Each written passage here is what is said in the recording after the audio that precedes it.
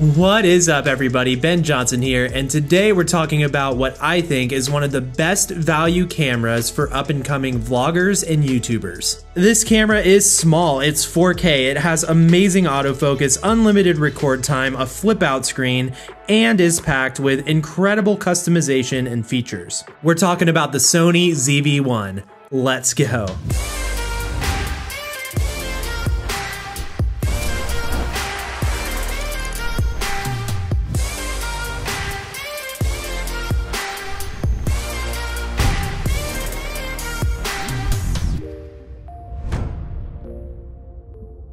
Alright, welcome back to the channel. As mentioned before, today we're talking about the Sony ZV1. In this video, we'll be covering the pros, the cons, as well as who this camera is for.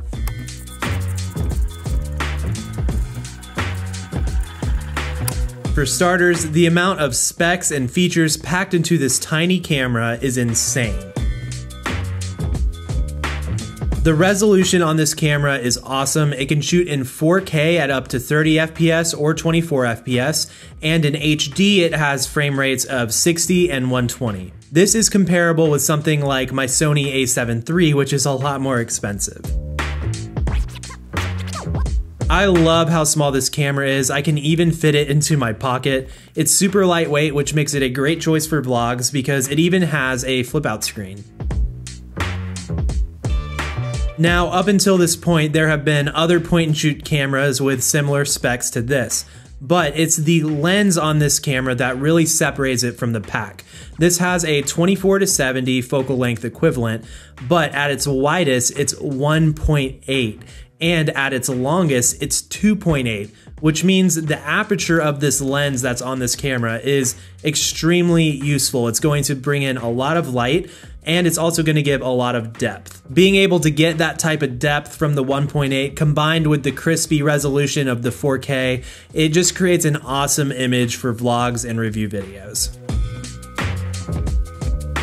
One of the great features about the Sony system is the autofocus, and this camera is no exception. Not only does it have great face detection and eye autofocus, but it actually has some modes that are geared towards YouTubers and review videos. So you can actually turn the face detection off and be able to hold up products while you're talking about them, and it will know sort of to focus on the products, which just makes it easier for you to get your point across while filming. One of the awesome things about this camera is the picture profiles. It actually has a lot of the same ones that my A7iii has, so I can shoot in Cine 2 or S-Log or HLG and be able to get a lot more out of the image in post. If you want to learn more about how I color grade my footage to really get the most out of it, you can check out this video here. The fact that this camera has 60 FPS and 120 FPS in HD is the exact same slow-mo specs that my A7iii has. But to take it a step further, they included a high frame rate mode, which at a lower resolution and for a few seconds will give you super high frame rates, which creates very dramatic slow motion shots. I love that this is a feature that they included in this camera because it's a nice option to have. One of the things that I love about the Sony system is that it puts customization into the hands of the creator. And this camera is no exception. There are custom buttons as well as a custom menu that you can create. This is one of the most wildest features to me that they were able to still pack into this small little camera, and that is Sony's active stabilization. Now, it does crop into the image a little bit, but in return you get a lot smoother of shots, especially if you combine this with some of the slow motion frame rates. You can get some really buttery smooth handheld B-roll. I've been really impressed with the onboard microphone on this camera, a lot more impressed than I thought I would be initially. I actually just went out on one of the windiest days that we've had this whole year and was able to get usable audio from it with just the onboard microphone. You know what they say, an apple a day.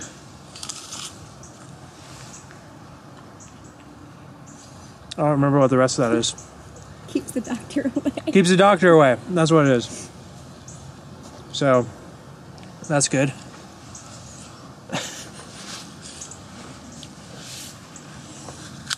We're married, so we can share apples. Cheers. Cheers. I do think it's still a good idea to invest in a higher quality microphone down the road, but initially right out of the box, this is definitely usable and will get the job done. All right, now let's talk about some of the cons.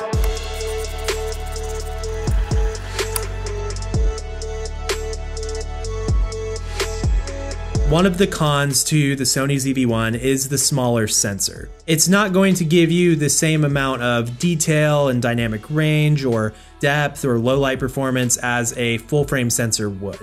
However, with that said, the image still looks pretty incredible, and I think that for a lot of people this is going to be plenty good enough to create great YouTube content.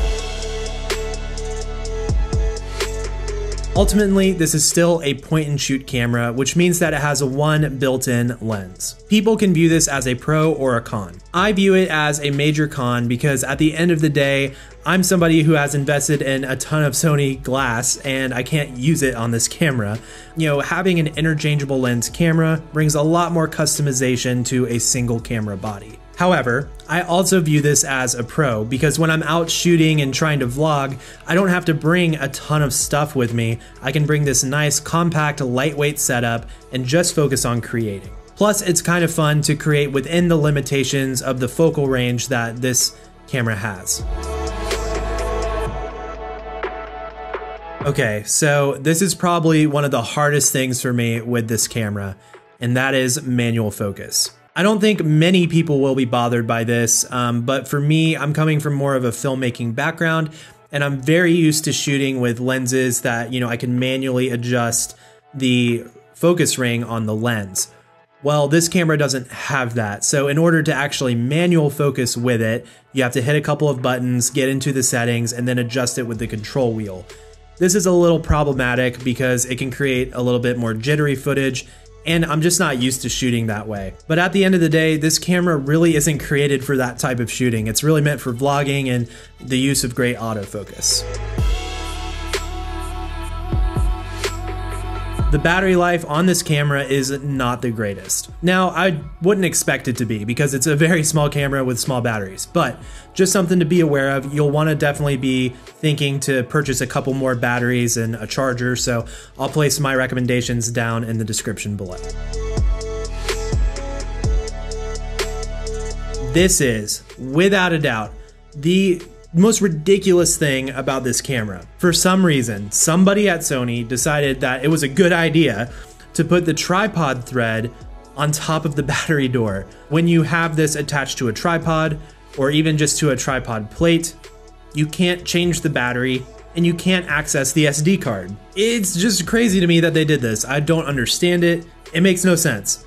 But there is a workaround. You can use something like a different plate attachment or a cage that will fix this problem, thank God, because otherwise this would be an absolute no-go. I can't believe that they did this. I'm sure there's some reason why they did with the form factor and all that stuff, but if you do a second version of this, Sony, don't do this. It's crazy, it's crazy. I'll put a link to the cage that I'm using in the description below. Now, I know I mentioned this as a pro earlier, but it is also a little bit of a con. While it's nice that they offer the stabilization and it does work when you're shooting in more slow-mo, B-roll type stuff, when you're trying to vlog with the stabilization, it's just not that good. Sometimes it can create some weird jittery effects, especially if you're using something like a selfie stick to vlog with. So ultimately, just be aware of it, be careful with it, understand that this is not going to replace what a gimbal would do, but at the end of the day, it is still a great feature that they offer, and it does work sometimes. Originally, I heard about this camera about a year ago. I saw that it was coming out. I saw that, you know, Sony was making this awesome tiny little camera designed for YouTubers and vloggers, and I was super excited about it until I saw the footage. It just wasn't wide enough. It was way too close. And because of that, I just sort of looked away. I was like, I don't care about this. It's not usable in my opinion. However, since then, third-party companies have started creating some wide-angle adapters that have completely changed my whole view of the camera. Being able to have all of these awesome features now with a super usable field of view makes this camera a super valuable option for a lot of YouTubers and vloggers out there. Stay tuned as I'll be doing a video breaking down my recommended accessories for this camera, which will really help solve some of the issues, as well as help you get the most out of the camera.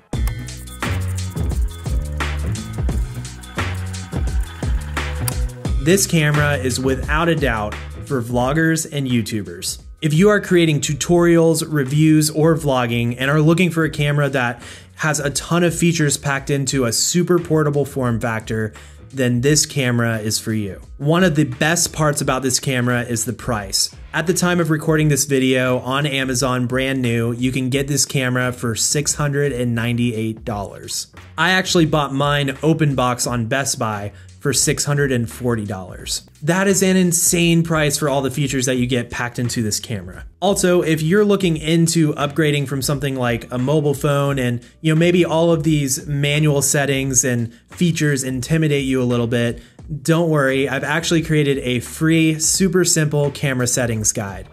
My goal with this guide is to help you go from auto to manual in minutes. I'll place a link down in the description below.